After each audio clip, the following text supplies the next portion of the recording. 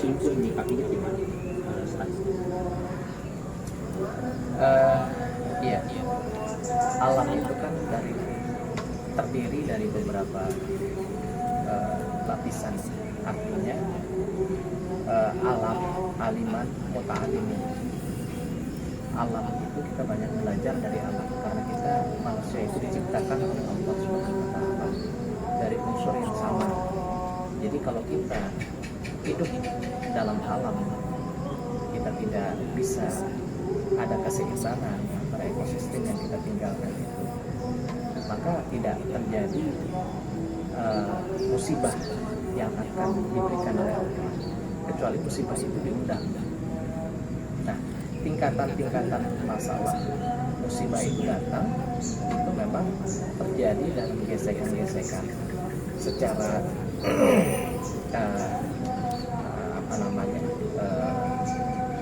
geografis bumi dengan kondisi yang sudah mencapai titik pada masa akhir zaman. Dan di samping juga sebagai upaya makhluk yang namanya insan ini sudah tidak bisa menjaga kelestarian hidup baik. Nah, bagaimana upaya untuk kita menghindari itu semua? Jadi disinilah yang dikatakan oleh keterangan Allah yang dikatakan zaharul fasada fil birri wal bahri bima kasabat aydin nas. Telah tampak sesuatu kerusakan yang ada di permukaan bumi baik di daratan maupun di lautan adalah perbuatan tangan-tangan daripada manusia itu sendiri. Nah, jadi bagaimana kita menyikapi ini semua? Ya, kita harus tadabbur alam, harus kita menyikapi dengan seksama, karena kita juga mampu memberikan kontribusi terhadap apa yang menjadikan satu sumber daya alam yang kita makan sebagai bagian rasa tanda syukur kita kepada Allah. Tapi hasil bumi yang selama ini kita jalani, selama ini yang kita nikmati, itu jangan terjadi orang yang rasa syukur itu tidak dijadikan sebagai bagian dari mengingat Allah, zikrullah. Nah, makanya dikatakan qalilan ma tashkurun, maka sedikitlah orang-orang yang bersyukur kepada Allah. Maka dengan begitu, kalau kondisi seperti ini, apa yang selama ini kita jalani di dunia ini tidak ada satu keseimbangan atau konfigurasi yang begitu sesuatu susunan yang begitu idealis atau sesuatu susunan yang begitu sempurna, tapi kita merusak tatanan yang ada di dalamnya, tidak mustahil alam itu akan bicara. Alam itu akan membaca kita sebelum kita dibaca. Maka dalam keterangan di Al-Quran sendiri dikatakan Iqra bismi rabbikal ladzi khalaq.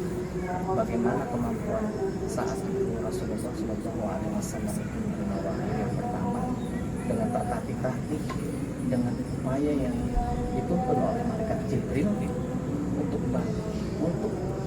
memberikan kesempurnaan dalam tata cara apa yang dia sampaikan ini, translate dari bahasa firman ke bahasa kekasihnya Muhammad Rasulullah SAW. Di sini kemampuan mereka tidak banyak. Dari pertama kali manusia mampu memberikan suatu apa yang menjadikan untuk membacanya sempurna sampai ditutup sampai dengan bahasa dengan sesuatu yang terbata-bata apa yang berulang sampai mereka itu bisa menyelesaikan sesuatu yang sempurna sehingga kondisi keadaan fisik beliau saat itu benar-benar merasakan demam yang sangat sehingga pada saat itu Rasulullah melihatnya kondisi masih seperti itu.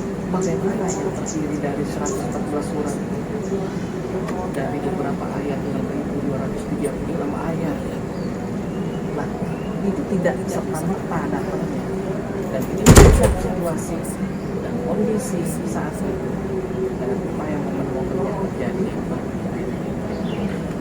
kadang-kadang sudah ada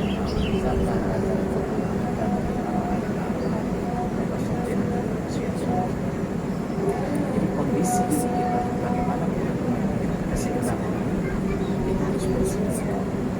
berzikirlah, menata kembali sesuatu tantangan yang kita salah dalam melangkah dalam alam ini.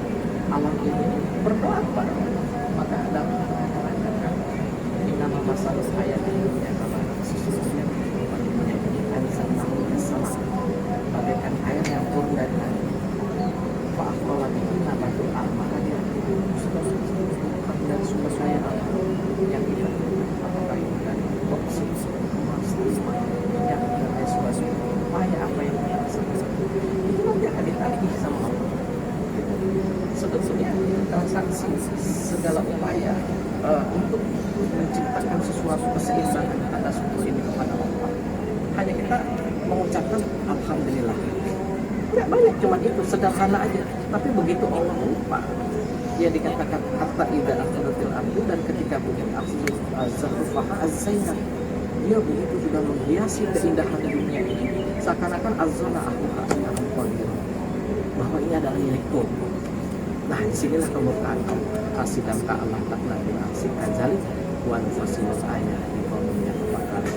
Jadi saat waktu mereka sudah menyusun segala apa yang menjadi bagian yang diambil dari suatu sumber daya alam tadi, sehingga dia lupa dirinya bahwa apa yang dimiliki adalah milik Allah, maka itu terjadilah suatu musibah.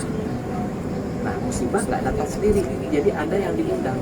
Yang mengundangnya ini kita ini, dan Allah tidak akan mengukur suatu kaum yang ada. Kalau ada di antara orang-orang itu sudah dia orang-orang yang betul-betul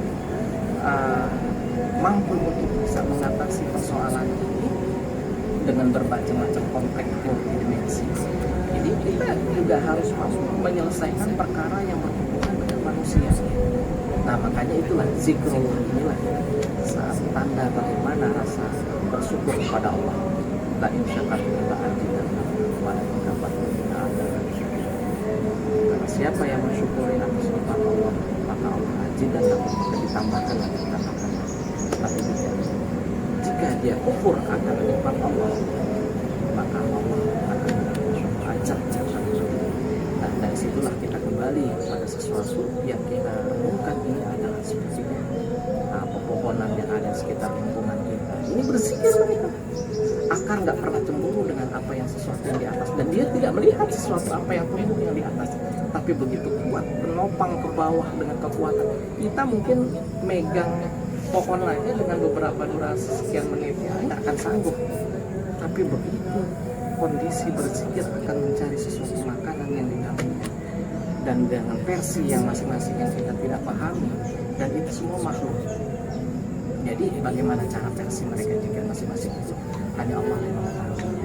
Cuma yang jelas itu ada daun yang masih hijau, ada daun yang hijaunya tua, ada daun yang sudah mulai menguning dan mereka akan jatuh bertumpahan ke bumi ini. Nah, dari situ sudah menandakan bahwa masa-masa akhir zikir itu sudah terlepas karena dia sudah tidak menopang akar yang begitu kuat yang ada di bawah. Nah, kembang-kembang, bunga-bunga, serbuk-serbuk, dan semua binatang itu yang dikatakan dalam keterangan apa namanya Rabbana ma khalaqta hadza batila subhanaka. Jadi sesuatu apa yang kita lihat ini maha suci Allah, dan tidak ada satupun ini yang tidak tertinggal. Artinya itu menjadi sesuatu yang mungkin saat ini kita nggak butuhkan, tapi minimal hal yang tidak dibutuhkan itu kita nggak buang. Tapi dengan begitu nantinya sesuatu selang berapa hari ke depan atau berapa bulan ke depan itu akan kita cari mana itu yang sempurna. Jadi itulah. Jadi begitu Allah sempurnanya, jadi semua tidak ada yang tersisa. Maka di sini kita kembali kepada alam tadi. Angin makhluk, air makhluk, batu makhluk, dengan segala yang tidak terlihat tapi terasa. Satu contoh misalnya, kita sakit, orang hanya tahu oh itu masuk angin, tapi bagaimana cara proses angin itu bisa masuk ke kita? Ya kita salah cara-cara manusia dengan cara-cara lama pendahulu-pendahulu kita yang salah menerapkan. Oh ya, ini kalau angin itu dikerok aja, nah ini akan melebar pori-porinya, akan lebih memudahkan masuk angin lagi. Nah, sehingga penyakit yang tadinya harus mungkin bisa sembuh seketika, akhirnya menjadi suatu daftar masalah yang baru lagi. Setelah itu bisa masuk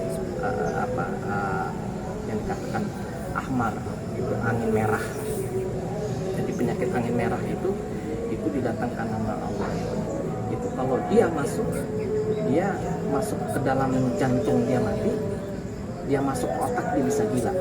Itu yang namanya ahmar. Jadi angin merah, kalau orang bilang angin duduk. Makanya di sini bagaimana kita bisa mengimbangi masalah-masalah tentang alam. Ini diambil dari sesuatu kalimat Allah asma, dari satu mengenal kita kepada sesuatu sang Khalik. Itu dimulai dari alif. Alif itu dari satu, belum diaksesoriskan ya, alif fathah a, alif doma'u, alif asma. Sebetulnya pada dasarnya manusia insan ini tidak tahu apa-apa dan tidak bisa mengenal dirinya sebelumnya dia mengenal dirinya. Tapi di dalam perutnya itu dia udah wasjud waqtarib, dia udah sujud kepada Allah dengan mengeluarkan 2 jempol. Luar biasanya Allah. Berarti di dalamnya itu Islam. Maka orang tualah yang bagaimana mewarnai anaknya setelah dia lahir ke bumi ini. Bagaimana, apakah dia mau kuning, mau coklat, mau hijau, mau apa, menjadikan dia majusi, Nasrani dan sebagainya. Kembali kepada orang tuanya. Maka disinilah yang dikatakan kullu mauludin yuladu ala fitrah. Jadi setiap manusia itu Allah lahirkan dalam keadaan fitrah, yang tidak tahu apa-apa tadi dan tidak tahu apa-apa, dan dimakan masukan makanan apapun, nutrisi apapun, ayo aja dia makan. Dia tidak tahu mau enak mau apa, dia nggak merasakan apa yang hak, apa yang lahir, apa yang haram, apa yang baik. Tapi itu semua dia mereka kan. Tapi nanti proses masa-masa pancaroba, masa-masa transisi, masa-masa apa dalam itu, dia akan bisa mengetahui faktor yang tadi dari kondisinya ini, apakah itu dia jalannya halal apa tidak yang diberikan kepada keluarganya atau orang tuanya, dari mana dia dapatkan rezekinya, nah untuk apa dia belajarkannya. Dan di sanalah itu ada perhitungan hisabnya. Jadi ini seperti itu yang mungkin Ariza ada yang lain dari itu. Kalau untuk tadi fenomena, kembali lagi kesimpulannya tadi yang masa. Jadi bagaimana